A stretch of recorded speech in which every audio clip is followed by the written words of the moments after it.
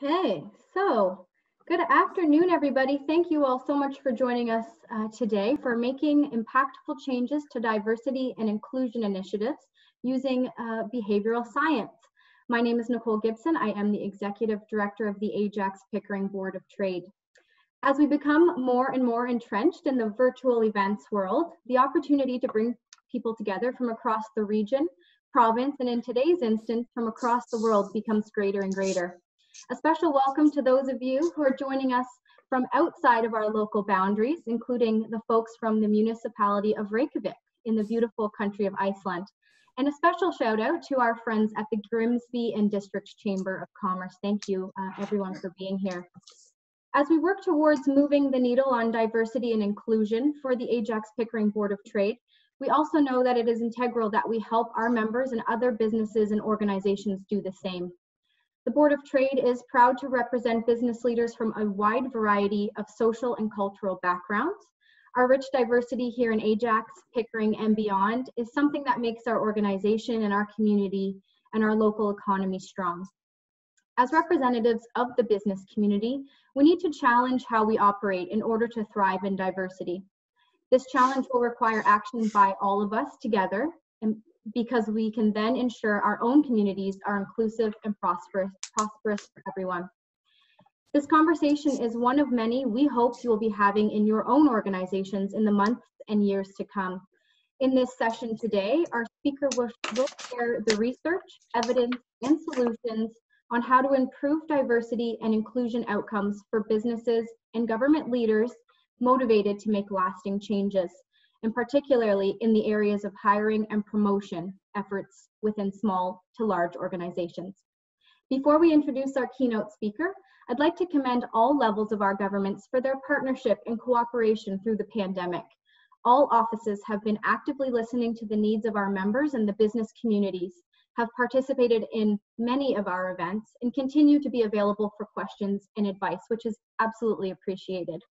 We've invited a couple of our local and provincial representatives to join us this afternoon to provide their regards. First, I will hand the virtual mic over to our Member of Provincial Parliament for Pickering and Uxbridge, Peter Bethlenfalvy. Okay, great. Well, thank you for the opportunity and the kind invitation and the great work that you folks do in our community in beautiful Pickering, Uxbridge, and all of Durham, and the great province of Ontario. So really appreciate the invitation, and again to Ajax-Pickering Board of Trade for organizing the session, and BEworks for sharing your expertise today. I just ran over. If you saw me right now, you'd see my hair. What I have left is quite frazzled because I've just come from 2 votes in the legislature, and I know my colleague and MPP for Ajax, Rod Phillips, is unable to join us today, but he sends his best regards and best wishes to the Ajax and Pickering businesses. I truly believe that we have a unique opportunity to reach greater heights in transforming to a diverse workforce. A diverse workforce will help us adopt new and innovative ideas and approaches to come up with solutions, develop people-centered policies along with programs and services. We must ensure that the values and the practices of our leaders and employees are open, inspiring, and inclusive. So in order to reach our full potential, the workforce needs to be diverse, accessible, and inclusive. People will know that this pandemic has brought evidence to light that we need technological advancements that help flatten the curve with, for example, contact tracing. Businesses have shown their ability to pivot and operate in new ways, utilizing our technological advances. That is why this week the government announced applications to Digital Main Street are now open. Businesses can apply for up to $2,500 in grant money to help with their digital transformation plan. I'm really excited to see what solutions the business industry can come up with, especially in addressing the social inequality. So to help stop social inequality at its root, the government announced the removal of academic and applied streaming for grade 9 students, and suspensions for children in grade 3 and under have also been eliminated. And the government continues to look into ways to stop systemic discrimination at its root within the education system. And we must work together to also address discrimination during the hiring process. So together we can address not only tools for recovery from the effects of COVID-19, but create assets that meet the needs of our businesses, reestablish our competitive advantages, and set our small businesses up for unique and even greater success. So again, I want to thank you for inviting me here today, and I really hope you have a great afternoon. So back to you, and thank you on behalf of all of us here at QueenSmart. Thank you so much, Peter. The Ajax-Pickering Board of Trade has the great privilege of representing two municipalities, Ajax and Pickering, in the Durham region. And at this time, I'd like to ask Deputy Mayor Kevin Ash from the City of Pickering to also say a few words. Kevin? Thank you, Nicole. I think Peter's comments about flowing hair might have been directed at me, so and the lack of my flowing hair. But to our friends who are joining us from Iceland, I want to tell you that the communities of Ajax and Pickering are two of the most diverse municipalities in our entire nation. And the city of Pickering is a growing community rich in diversity. The demographic changes in Pickering has experienced will be compounded with the anticipated future growth of our newer communities. Municipalities such as ours must recognize the importance of creating a diversity and inclusion plan to ensure the needs of our diversifying community are understood and met.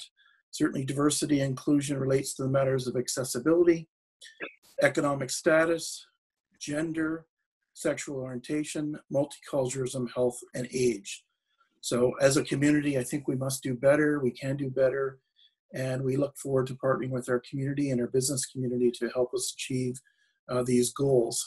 So on behalf of all members of Pickering Council, and I'm sure I'm comfortable in stating on behalf of Mayor Collier, who I spoke to earlier today, we wish you well in your discussions today. And it's a very important topic at a very important time, and hopefully you'll have some lasting outcomes that benefit our community. So thanks for including me today.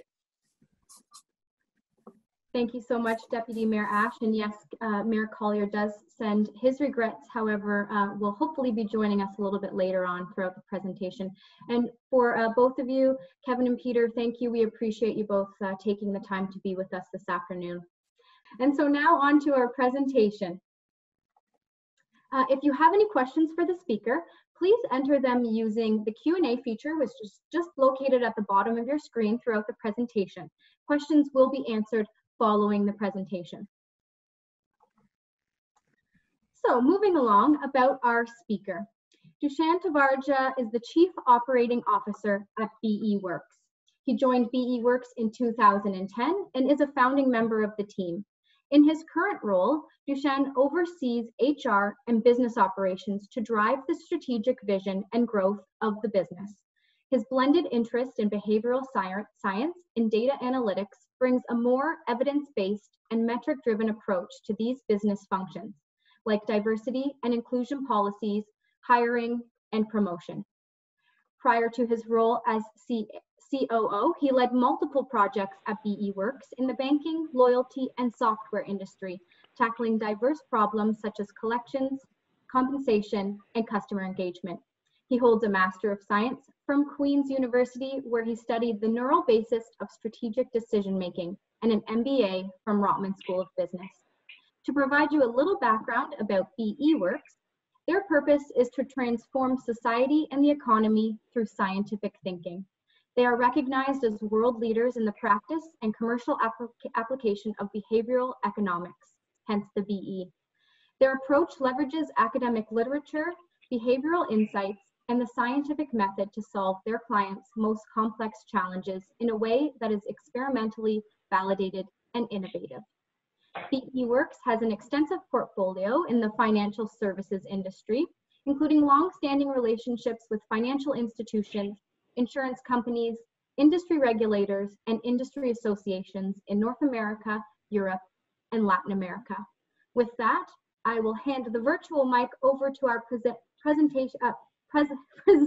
today, excuse me, I stumbled, Dushan. Thank you so much for being here with us.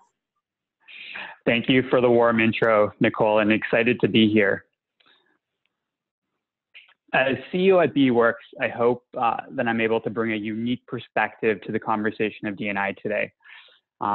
My goal is to bridge both tools and insights from the field of behavioral economics, which we'll discuss more about, and how it can be applied at a more tactical level through leveraging our own strategies that we've executed at our own business to reduce bias and also help all our employees succeed during their career development. Also, just fundamentally understand human behavior and use these learnings to develop solutions to change behavior. We feel that we have an important voice and role to play in these discussions to help governments and companies like yours avoid some of the pitfalls that we'll be discussing and develop better strategies and frameworks for tackling your diversity and inclusion mandate. So to echo this last point, I thought it would be useful to maybe start with some numbers. As we all know, there's been a lot of progress that has been made, but at the same time, there's a general feeling that it is slow and more can be done. And some of that is indicated by the numbers that we see. So if we just look at Toronto, which is considered one of the most diverse cities in the world, we see that 52% of individuals identify as visible minorities. However, when we look at some of our top financial institutions and we look across the 188 top executive and board positions, we see that only 10% of top executive roles are held by visible minorities. And we see that 8% of non-executive board positions are held by visible minorities. So the picture is clear. There's a lot of progress that still needs to be made. And so the roadmap for today is firstly to get everyone on the same page in terms of what is behavioral economics. My goal here is to talk to you about how behavioral economics is a framework for understanding human behavior. The second, I'd like to talk about why D&I mandates fail. We'll talk about why you need to think about multiple psychologies at play when you're thinking about your diversity and inclusion strategies. Next, I'm going to talk about how to create long-term meaningful behavioral change. As Nicole had mentioned, the focus here is going to be on promotion and hiring practices. And lastly, to end with a case study, which is around our hiring practice and how we ensure a fair, faster, and better process for hiring. So let's dive in. So what is behavioral economics? So what I want to make clear is that behavioral economics is a field of study that gives us methods, insights, and solutions to understand and solve for human behavior. To see this, I thought it would be useful to explain D&I or explain behavioral economics through a classic D&I problem. So everyone's head is hiring based on merit. If we hold this to be true, we should expect that the resumes with the exact same education and experiences, but with different names, should be equally likely to get hired. Well, I'm pretty sure some of you know where I'm going to be going with this. There was a study that was done in 2004 by Marianne Bertrand and Senthil Valanthilin. What they did was, the study was done in the US. They sent out fictitious resumes to help wanted ads in Boston and Chicago newspapers. And what they essentially looked at was callback rates. To manipulate perceived race, what they did on the resumes was they just simply changed the names. They had African-American sounding names such as Lakeisha and Jamal, and they had white sounding names such as Jill and Matt. What they found was staggering and shook the world by a storm. Essentially what they found was that white names received 50% more callbacks for interviews. This was even when you controlled for such things as occupation, industry, and employer size. So on the heels of that, Philip Oriopoulos, so this is the study that you see before you right now, did the exact same thing, and he was interested in understanding why this discrimination existed. So same methodology, sent out about 13,000 resumes to about just over 3,000 job postings in the GTA and surrounding areas. and similarly just changed names, the education, Canadian versus foreign, and the experiences, Canadian versus foreign. And similarly looked at callback rates from the resumes, and these were all online job postings.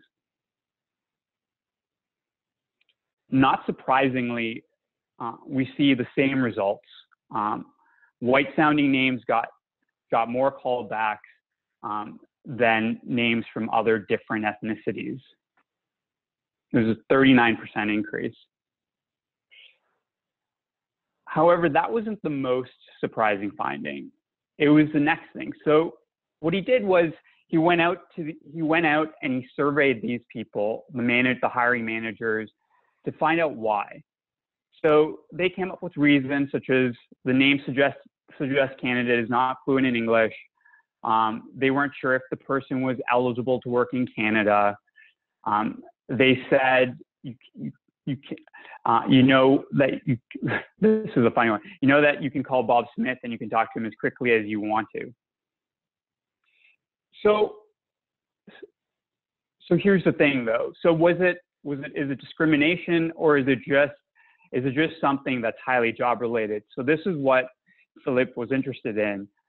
And so what he said was, okay, if this was true, then we should expect less discrimination in the following situations. So if the candidate in the resumes included other attributes related to these skills on the resume, such as language proficiency and active extracurricular activities, we would expect less discrimination. If the occupation depended less on skills that didn't require language and social skills, such as computer programming or data entry. And lastly, you would think just listing a name that was more likely to be an applicant born in Canada, presumably if they had a Western European first name compared to an Indian or Chinese first name. What he found was that it didn't matter. Like, it clearly was a case of bias as opposed to anything that was really job related. And then even more surprising, I think, is this next slide, which is just around this notion of companies that displayed diversity and inclusion statements on their websites when they were hiring. It's not as if they appear to show any differences in their bias. This was a different study that was done by Kang et al. But it just goes to show you that having pro-diversity statements doesn't necessarily mean that you're going to see the change that you expect. And what I want to essentially show here before I move on to the next slide was one, this whole notion of basically observing something in the world, seeing a potential for bias, and just behavioral economics. What it does is it looks to see if this bias is true in the world through such things as randomized control experiments. So in this case, what they did was effectively they held everything constant except for changing the names. And it's a helpful way to see these biases because as you control for everything except for the behavior that you're trying to change, these methods are useful for seeing these bias. They can also be useful for the next step, which is looking to see why this bias occurs. So let's talk about confirmation bias. This may be one that you're all familiar with. So confirmation bias is the bias that we tend to be drawn to information that confirms our beliefs and ignores information that doesn't. So here's an example of how, how behavioral economics basically can study these biases and uncover them in the real world. So there was this study that was done at Stanford University. For this experiment, researchers found a group of students who were pro and against capital punishment. Half the students were in favor of it and thought it deterred crime. The other half were against it and thought it had no effect on crime. The students were asked to participate in two studies. One provided data in support of the deterrence argument, so deterring capital punishment, and the other provided data that called it into question. after students were asked to rate the strength of their views on capital punishment. So as you would guess, basically the information that was presented to them, or the details on the study, were equivalent, were equally compelling statistically. And the students who had originally supported capital punishment rated the pro-deterrence data highly credible and anti-deterrence data unconvincing. Similarly, the students who originally opposed capital punishment did the reverse. At the end of the experiment, the students were asked once again about their views. Those who started out pro-capital punishment were now even more in favor of it, and those who opposed it were even more hostile. So this just goes to show you, this is an example of a bias that we have that could be, as you can rightfully probably see, quite detrimental when we're making decisions about people. And this isn't the only bias that's there when we think about hiring. And there's a number of other biases that influence the decisions that we make. And so I'm not going to go through each of these, but it's useful to think when we make our decisions that there's a number of different contextual factors, there's a number of different emotional factors that go into these seemingly very important decisions that we make, that we try to be highly objective about.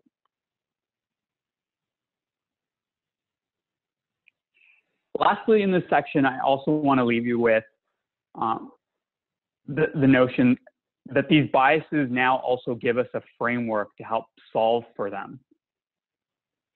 So there was a study done by Claudia Golden in 2000 that showed how blinding work samples could be used to reduce some of these biases.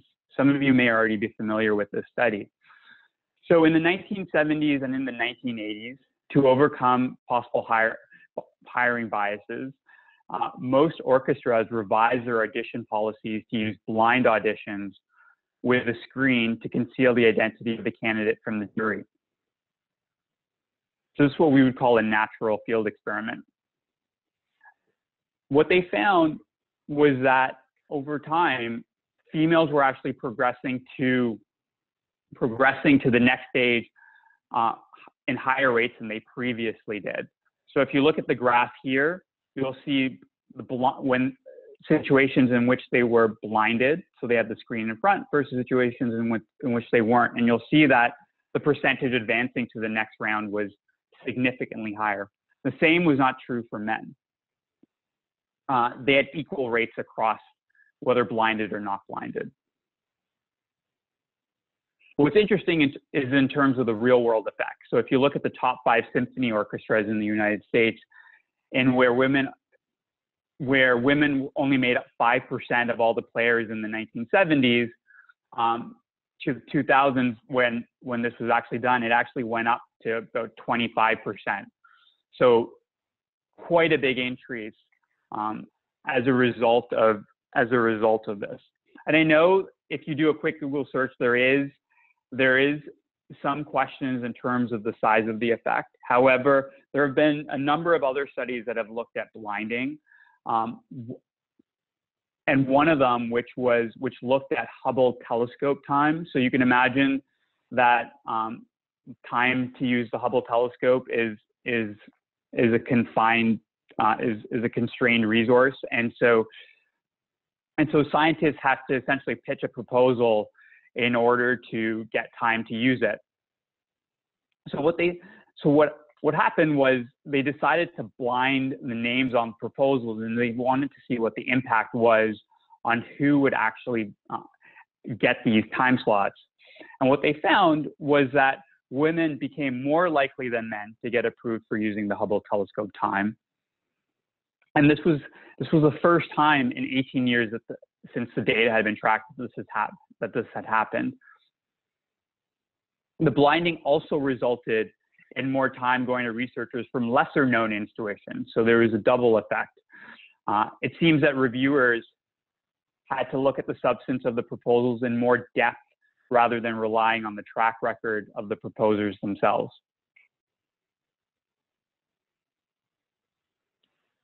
So what I want to make clear about behavioral economics, and what I hope I've shown you, is that behavioral economics is a field of study that gives us methods, insights, and solutions to understand and solve for human behavior.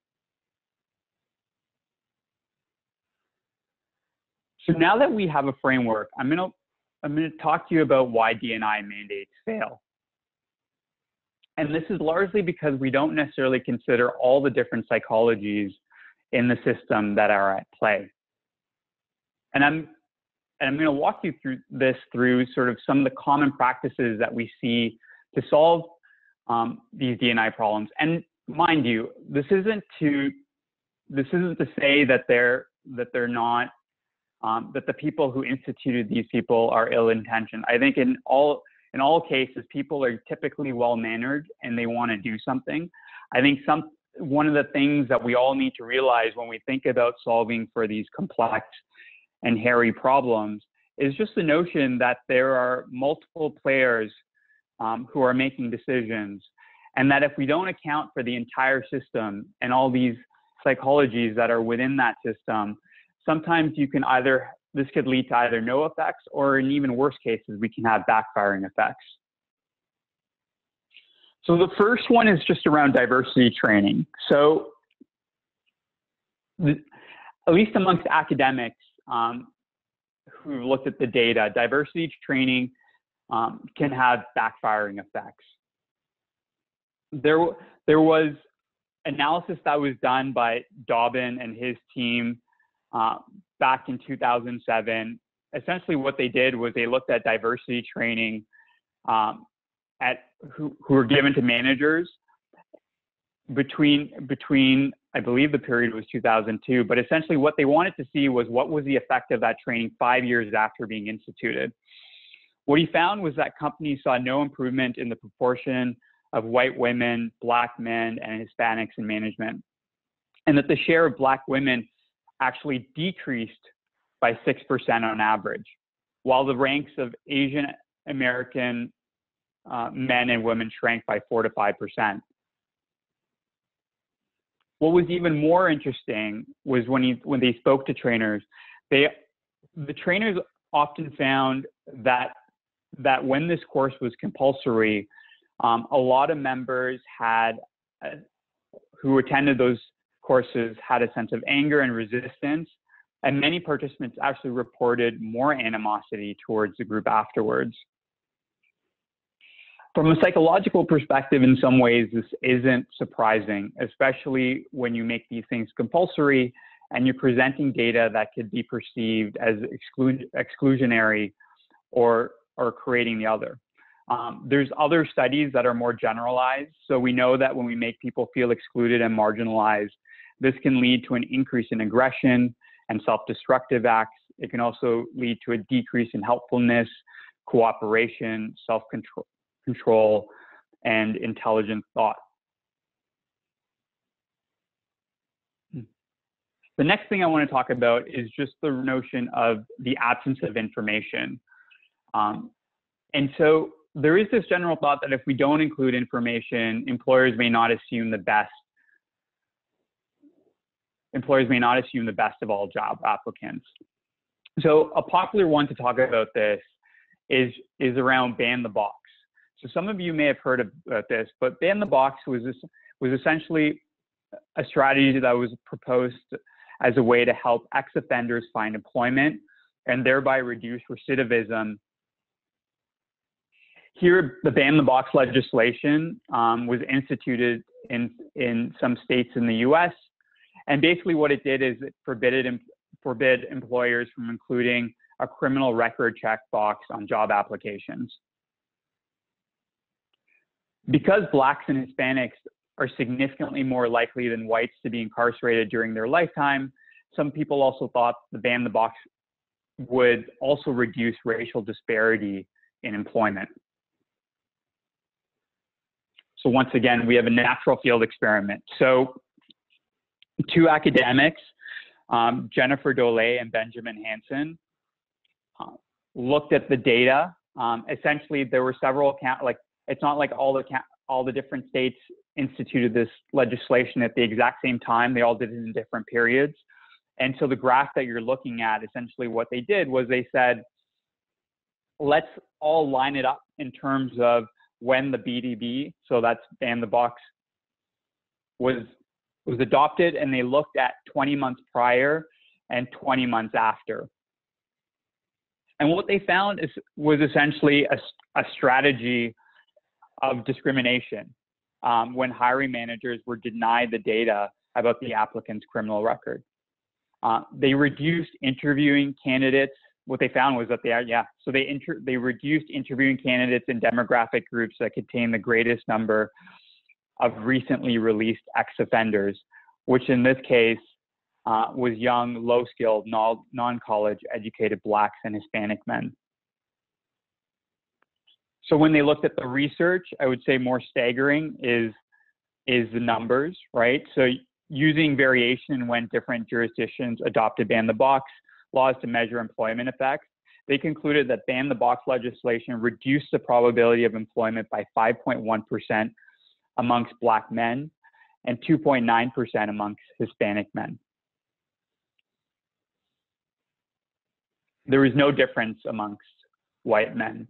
So this is just a great example of where, in the absence of information, people thought that people would not have this bias, but effectively these other biases came into play, which resulted in, instead of helping the group that you wanted to help, actually led to, which actually had negative implications. The next is this whole notion of attitudes and beliefs. And what I wanted to just say here is just the notion is that oftentimes we think of the psychologies of the majority groups, and we don't think about the psychologies of the groups whose lives we're trying to improve or change. And so it's important to remember that different attitudes and beliefs can impact participation and performance of outcomes. This was a survey that was done by McKinsey and leanin.org on the lack of women in upper management positions at financial services firms. What they found was that women, especially women of color, were found to lack confidence in their ability to reach upper leadership positions. And this was basically because of differences in perceptions in their thought process to hit those higher levels.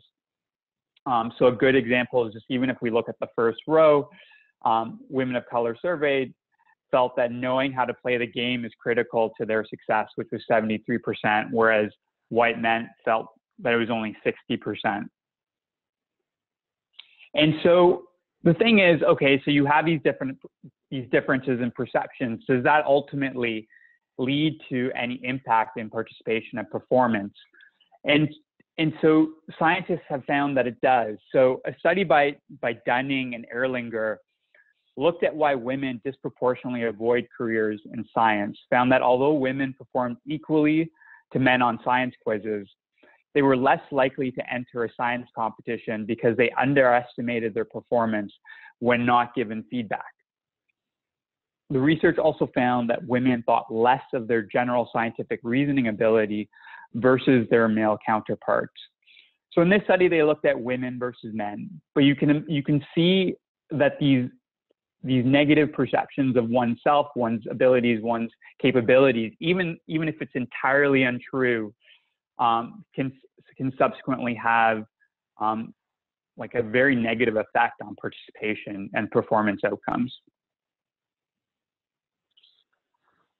So I do want to end with this in this section, which is, okay, so it seems like we're all biased. Why don't we just have machines make the decisions for us, right? They're clearly not biased.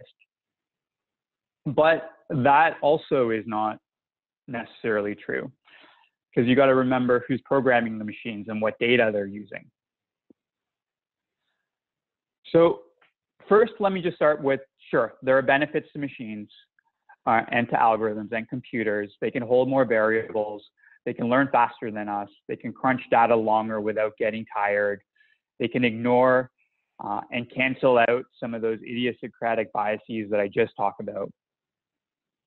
And importantly, they also allow us to measure, evaluate, and learn about things in a more complicated, multidimensional, and probabilistic manner, which is great. And we know that sports teams, everyone, for those of you who have seen Moneyball, like Oakland A's, we know the Houston Rockets use algorithms to help pick their teams to optimize performance. And we know that companies like Bridgewater, which is a hedge fund, does it as well. But you also may remember or recall or have read about Amazon, who had basically had an artificial intelligence tool to help with hiring. They thought that this approach would lead to less bias when it actually backfired on them. And they discovered that the system actually discriminated against women as it was making decisions based on biased data. Essentially what it was doing was it was looking at historical data, which predominantly composed of male resumes submitted to Amazon over a 10-year period.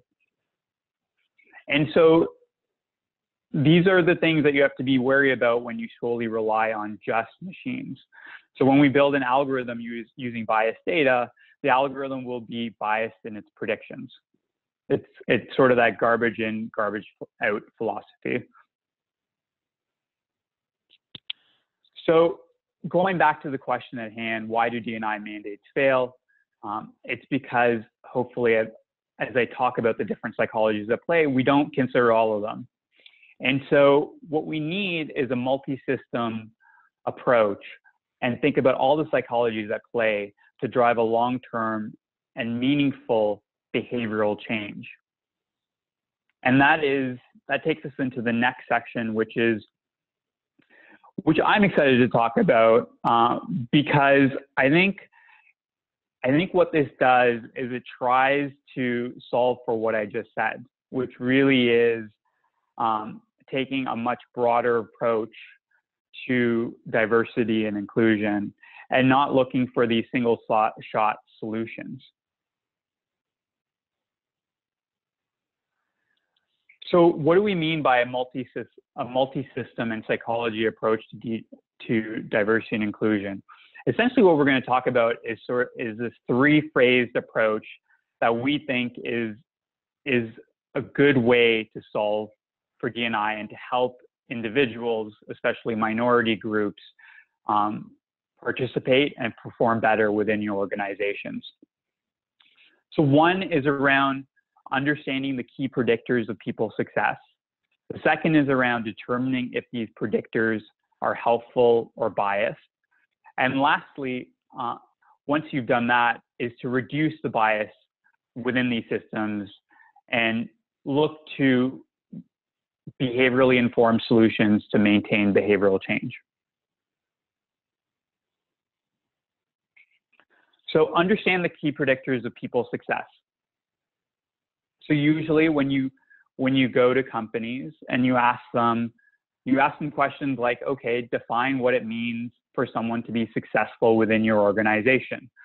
People will tell you knowledge, skills, proven experience, culture fit. These are all common answers to these questions. And so then you could start digging a little bit deeper. And you can say, okay, define what knowledge do you need? What skills do you need? What abilities do you need?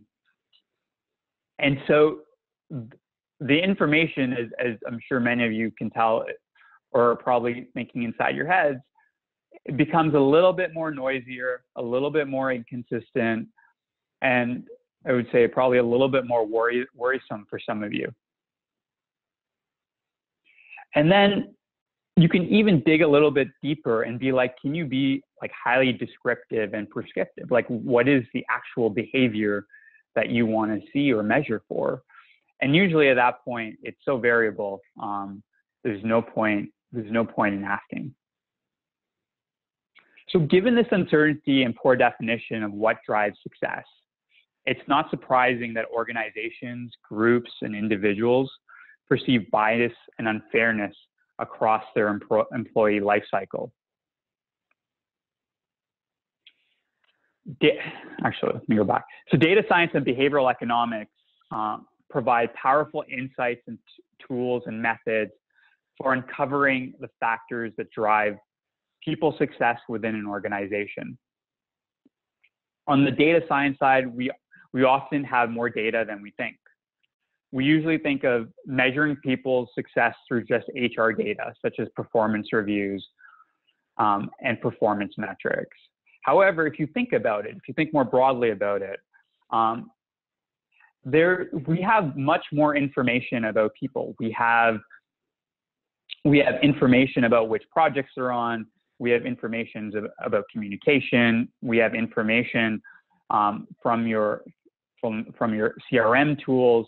There is an abundance of data on people. I agree that it's probably quite noisy, but think about it. If you were to integrate all that information, we can get a better understanding of how people, teams, and outcomes are connected and can predict success.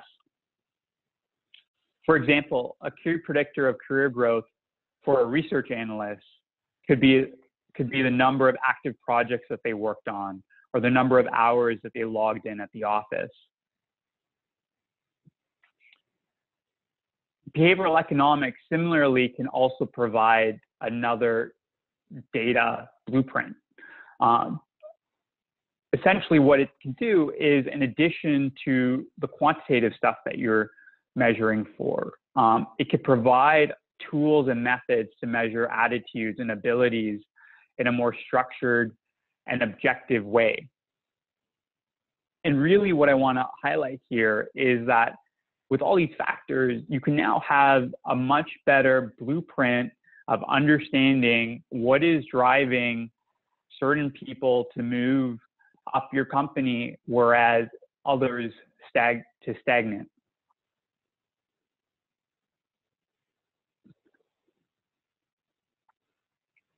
So this graph is actually not meant to overwhelm you, but really to give you a visual of the interconnectedness of various data systems and people, their connections. Some of these connections are important and drive people to be successful. Some of them should drive success, but they don't. And then once you have sort of this map of predictors, and I'm not saying companies are going to have this comprehensive of a map or that you need to create a map like this, but I think what it allows you to do is really understand, okay, what is truly driving success within my organization? And it may not be the factors that we actually think about. And that's important to know, because then that takes us to ask that question, which is, are these predictors of what makes someone grow within my organization helpful or biased? So this is the first time we've shown this 2x2, but the best way to kind of think about it is if I can pick an example, such as performance reviews. So imagine you ran the analysis that I had just said, and you find out that performance reviews are predictive of someone moving up within your organization. So basically, higher performance reviews means that the likelihood of someone getting promoted increases. So that's a fair assumption to make. So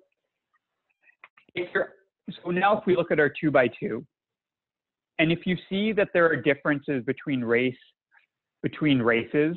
and the score is an important predictor of a real-world metric, then bridge the gap through training programs or other strategies that are driving the deltas in the performance review. So let me repeat that. So basically, if you've identified performance reviews as an important indicator for what promotes someone, and then you look to see if performance reviews are actually predictive of real-world performance metrics, and you find that the group differences by race are there, then what you should do is you should find ways to bridge the gap, whether that's through training programs or through other means to help narrow the gap. If there is no difference between the groups on the performance reviews, and this doesn't translate and you don't see this at the leadership level, then look for bias elsewhere. So all I'm saying there is basically this is kind of the box at the bottom left, which is find and solve for bias elsewhere, because you don't see any differences between the group, and it does predict real world performance. So that's a good thing. If, for example, these performance reviews doesn't actually have any prediction with real world performance metrics, then in that case, you should just change the criteria, because it's not really helping you solve for anything. So now I'm going to move on to reduce bias and maintain behavioral change. And this is basically, now that you have understood what factors predict what makes someone successful as they grow within your organization, you're able to then delineate whether those factors are predictive of real world outcomes, and whether there is any bias within them. You can now start solving for them. And so we're going to talk about ways to reduce bias to maintain long-term behavioral change. So the first one is around using feedback to direct behavior. So the old adage of what gets measured gets managed is an important one for D&I mandates. Progress is made through companies and governments requiring disclosures and targets across gender, race, disability, and sexual orientation. Like we would all say that this is a great first step towards companies and governments conveying importance and dedication to solving this problem. However, companies and governments should not stop here, because only showing differences can have a backfiring effect. Research has shown that showing only differences may lead to groups believing in causal relationships to these differences when this may not be the case, such as just assuming that there's a biological or cultural reason for why one group is performing better than the other one. A classic example of this, as you may all remember, is the James Damore Google memo. What I would say is even worse, though, is that these perceptions may also be held by the minority group as well, thus shaping how they choose to participate and perform. So if you remember what I had mentioned earlier about how someone's beliefs can influence their likelihood to participate and perform. Research has shown, so instead what we could do is that research has shown that highlighting similarities between groups can have the opposite effect. So it can increase inclusion, increase feelings of confidence, and then increase feelings of confidence in one's own ability. A second way that data can change behavior is through creating social accountability. So this is tying data back to the decision maker and the decisions versus general anonymous data overviews. And this can be helpful because essentially what it does is that it creates accountability at the individual level. And it helps provide feedback to the individual when there may be bias in their behaviors that they may not realize. So there was a field study that was done by Amelia Castilla of MIT Sloan School of Management. And what she found was that when a firm posted a team's average performance rating and pay raise by race and gender, gaps in the raises between African Americans and whites disappeared. The next is around being algorithmic in our decisions. So to help us improve our accuracy and reduce bias, we can draw on the work of Paul Meehl and Daniel Kahneman, who have shown that we can greatly improve our accuracy by taking on a more statistical approach to these evaluations. There are two ways that we can do this. Firstly, we can just have computers to augment our decision-making by helping us measure people more accurately and unbiasedly. We sort of spoke about this earlier, but we need to be careful here still because, as we had talked about, there are some things that humans are still much better at, such as determining what new information is useful, adjusting to new environments and people's changes, likes and dislikes, and counteracting learned biases. A good example of this actually came out of Australia, where they were looking at blinding resumes. So I had talked earlier about the effectiveness in blinding. So blindings are particularly useful for work samples. So when you're judging someone's work, but they could be problematic when, for example, there has been a history of systemic biases. So let's take a look at this. So when we talk about resumes, so imagine you receive a resume and you've just blinded their names from it.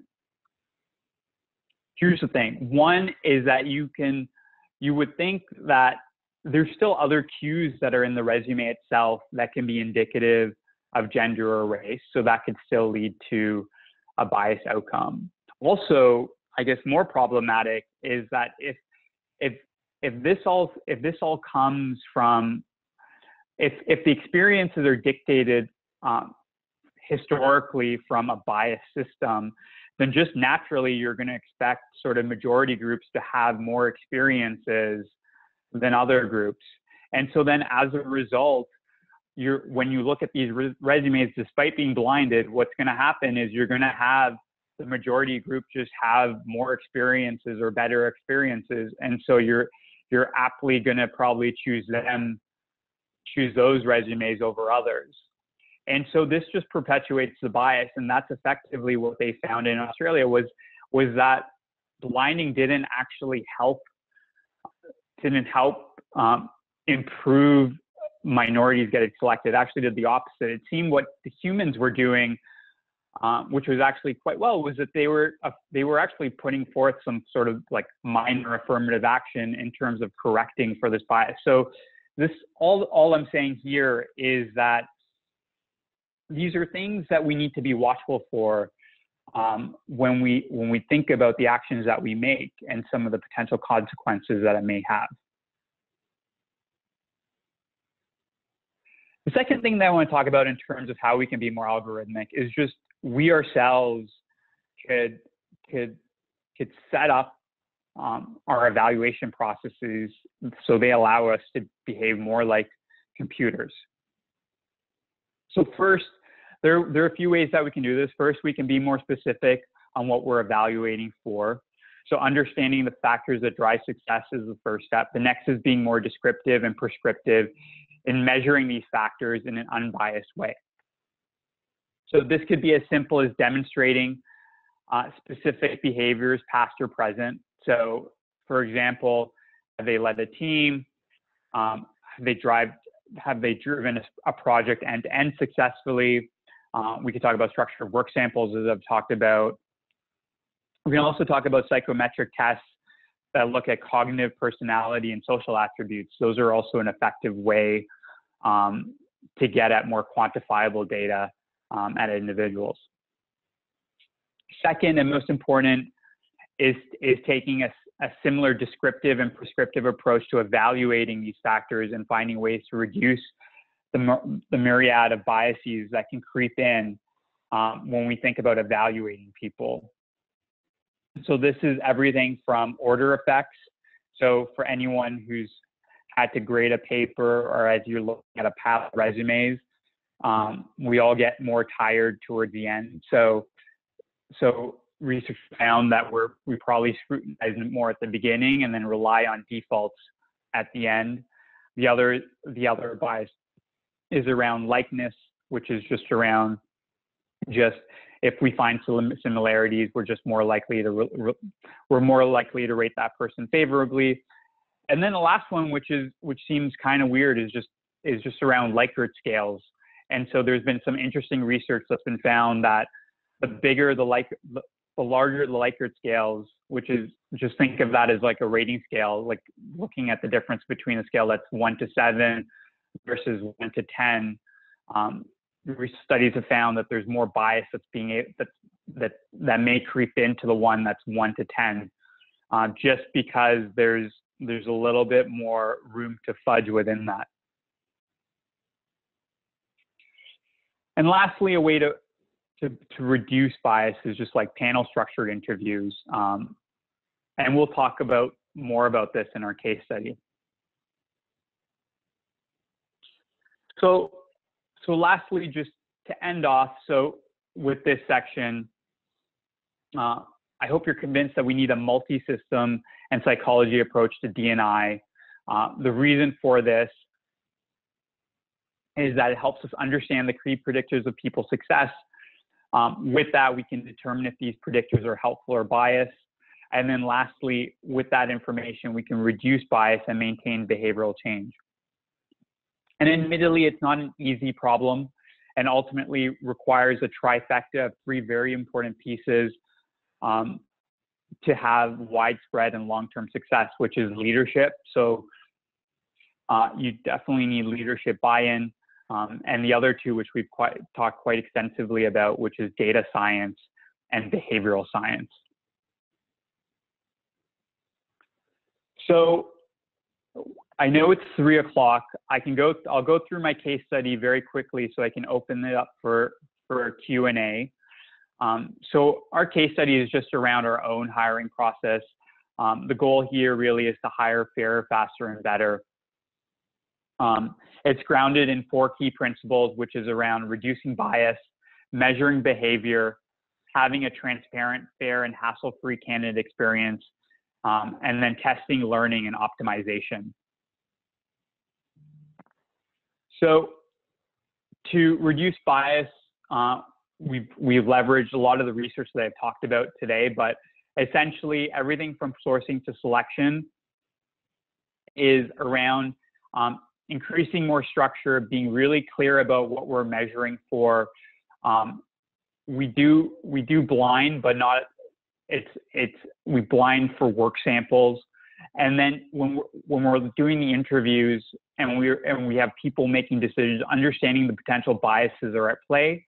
And so doing stuff like having structured interviews with specific questions, and then ensuring that when we're doing the evaluations, they're done on a panel basis so we can correct for any individual bias.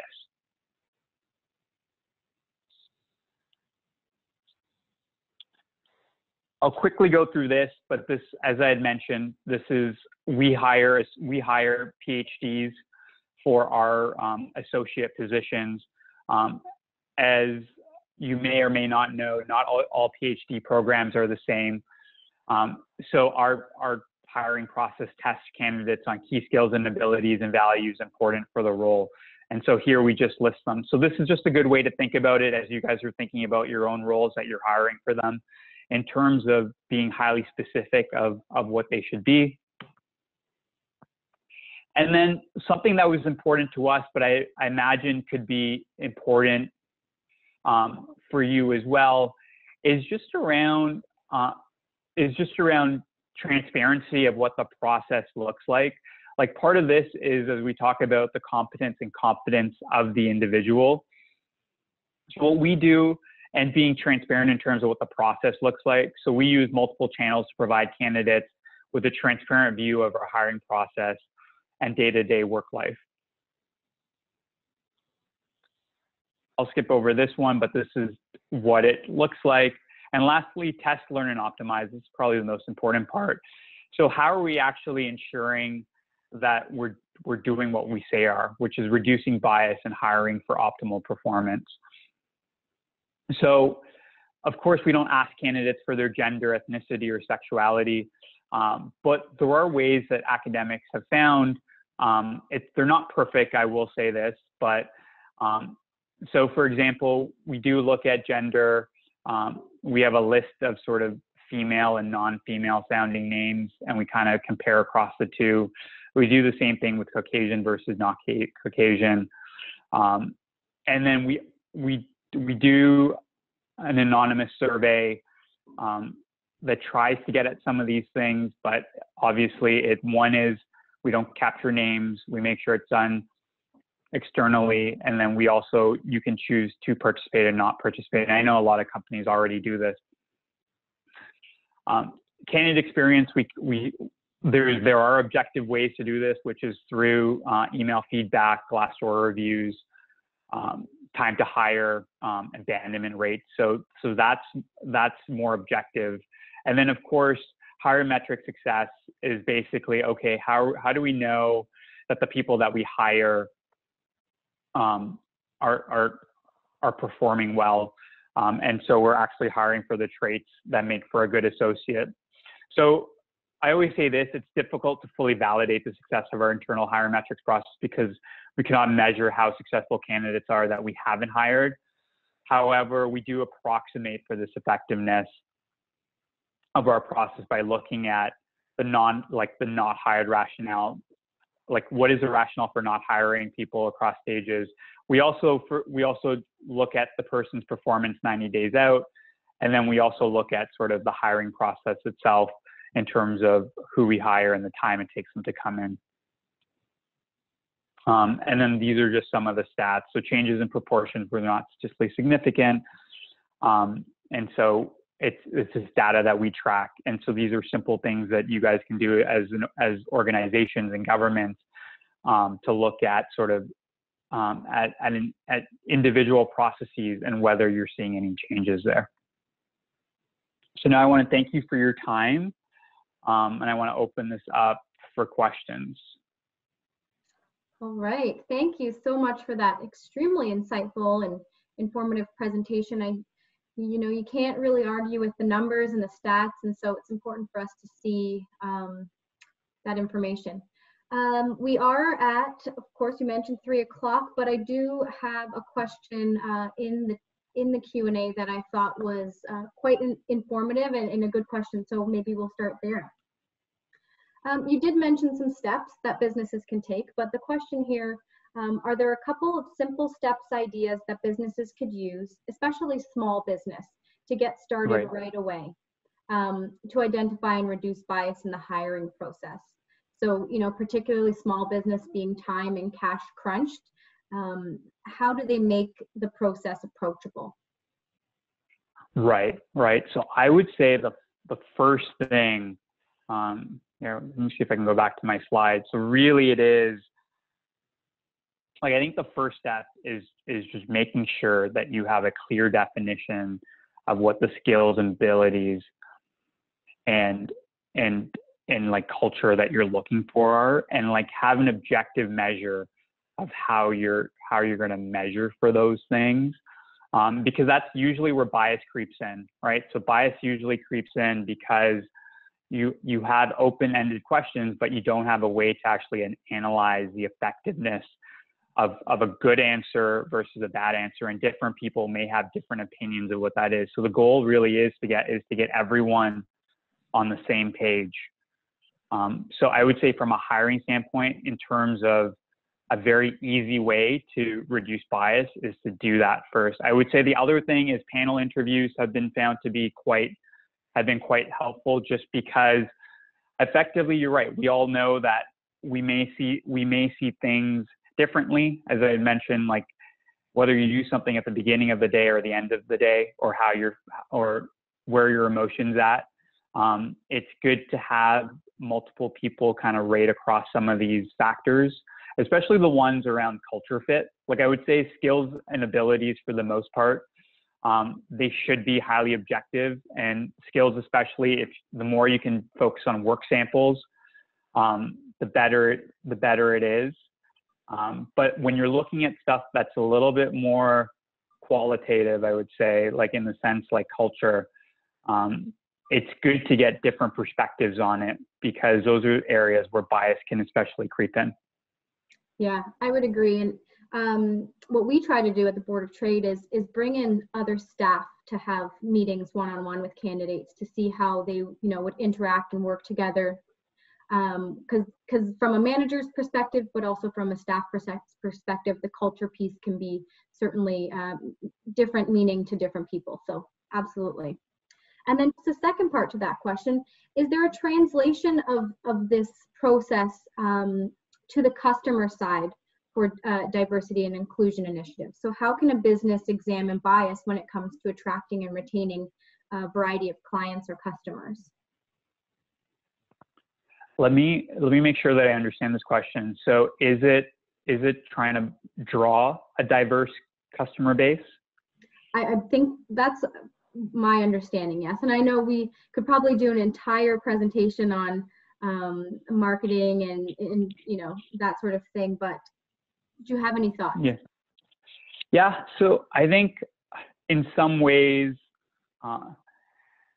like it is interesting, right? So I think part of it is, like, I almost want to go back to like traditional marketing in the sense, like, I think it really is understanding how like product market fit within these different groups, and whether you're fulfilling a need that they want, right? I think part of it is also just highlighting your actually I was going to say commitment to diversity, but we know that in itself is not important. I think if you do have if you are hiring a diverse group of people within your organization, I think the presumption is that brings a diverse group of ideas that can then subsequently allow you to speak to the that you're trying to reach, which would then subsequently pull them in.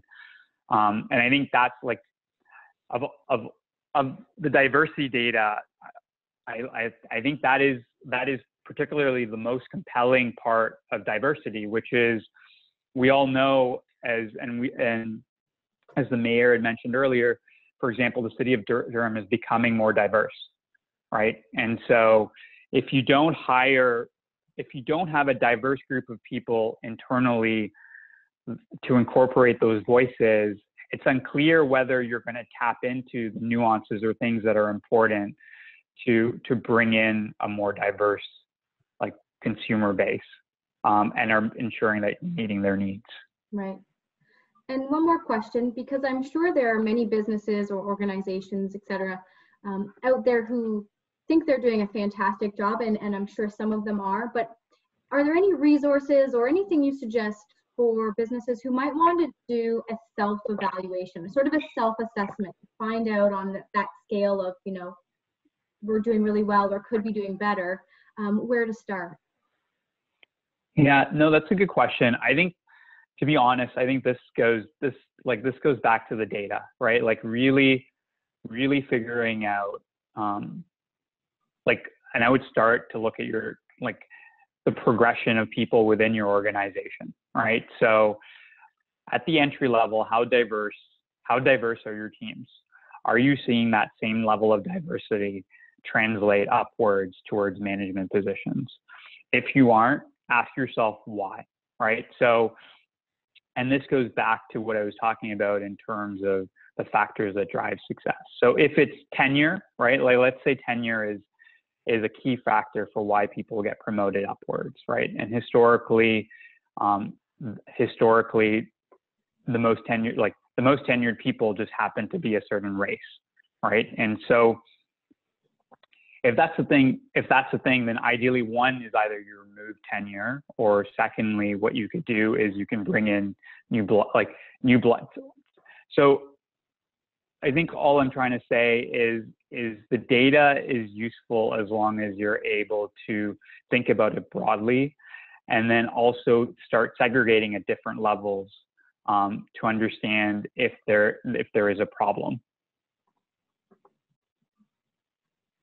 Okay, and so with that, because we want to leave it to wrap at 3:15, and Pauline, I see that you have a question come in. We'll try our best to get the answer to that over to you. But at this point, I would like to thank you so very much for your time here today. We very much appreciate this informative session, and we will be circulating the presentation to all of our attendees afterwards. And at this time, if I could, I'd like to just bring on stage Rick Nida, who is a senior marketing consultant from Durham Radio. Durham Radio is a wonderful and proud media partner of ours at the Ajax-Pickering Board of Trade. So Rick, you just wanted to say a couple of words to the crowd. Please go ahead. Just have to unmute. Yep, unmuted. Okay, thanks, Nicole. I really appreciate that. Hello, my name is Rick Nida. And as Nicole said, I'm a marketing consultant with Durham Radio. Deshaun, I found your presentation very thoughtful and provoking, especially with your integration of behavioral economics and data, especially the blind samples analytics, that in turn brings a metric-driven and evidence-based approach to daily business functions. When you include the diversity and inclusion in the narrative, the effect on hiring and promotion is quite intriguing. On behalf of the Ajax-Pickering Board of Trade and all those who are also attending us, I'd like to thank you for presenting these insights so eloquently. Now for a few words on Durham Radio. Our media organization strives to serve the Durham community with unbiased news, sports, weather, traffic, entertainment, and great music. We also strive to improve and grow our advertisers' businesses through targeted placements, frequency, and wonderful messaging. I like to think of our radio stations as growth drivers that inspires potential new customers to motivate that first contact and to inform current customers of new products and services. I know that we are all different, but at the same time, that's what makes us so much more interesting. Our 3 Durham region-based radio stations are diverse by the music that we play, the announcers that we have, and the audiences that listen to each station. Let's talk soon and I'll help you to get your business growing again. Please feel free to contact me directly. And Nicole, if you could provide my contact information to anybody there, that would be terrific. Thanks a lot for listening, and back to you, Nicole. Awesome. Thank you, Rick. We can definitely provide your contact information. You can also find Rick's contact information on our website, on our membership directory, which is searchable online. Again, Dushan, thank you so very much for your time, for your informative presentation. To BEworks, you're doing fantastic work, fantastic research, and certainly leading change and in the way into the future. So we appreciate that. To everyone here still listening, thank you for your time today and attending this afternoon. I just want to remind you all that our Business Excellence Awards nominations are open. Please nominate a business as soon as you can. The deadline is July 17th. It is now more important than ever that we recognize those businesses who are excelling in customer service and community support and all sorts of different areas that truly deserve recognition of excellence. We also have another event coming up with BEworks CEO Kelly Peters. Our I Am a Women in Business series is back, and that's next Friday, July 17th. So all of our events are on our website, event calendar. I'm sure you know where to find that, but apboardoftrade.com/events. With that, thank you for attending, everyone. Stay well, stay safe, enjoy the weather, and we'll see you all soon. Bye for now.